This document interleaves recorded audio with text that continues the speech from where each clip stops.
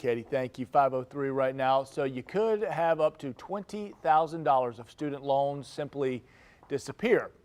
What do you do now? How do you actually receive that benefit? President Joe Biden announcing the Department of Education is going to provide up to $20,000 in debt relief to Pell Grant recipients, up to $10,000 of relief to non-Pell Grant recipients. How do you make sure you get that debt erased if you're one of those who owe? And what could it mean for those who don't have student debt at all? On your side, Renata Gregorio is live now, UNF. Hello, Renata. Good morning. Well, according to the Federal Student Aid Office, about 8 million people don't have to do anything to get this benefit. That's because the U.S. Department of Education should already have your income information. But if you want to just make sure, or maybe you're not sure this applies to you, there are some steps that you can take, and here's what they say you need to do.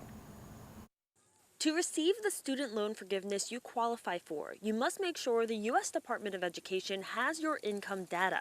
The department states it will launch an application in coming weeks, or at least before the end of the year, when the pause on federal student loan repayments ends. You can sign up to be notified when the application opens. First Coast Financial Group advisor Kyle Boston. Log into your loan servicer.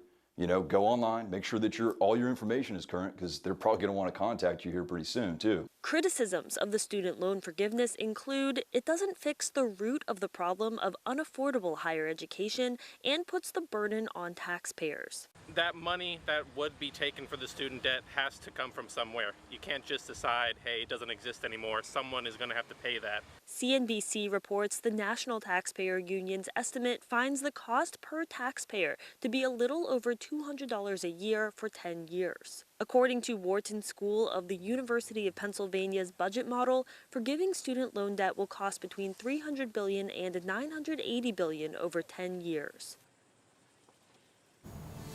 The third part of the president's plan is to reduce the monthly payments that people who are especially in low income brackets can have to make. We'll talk about that coming up in the next half hour.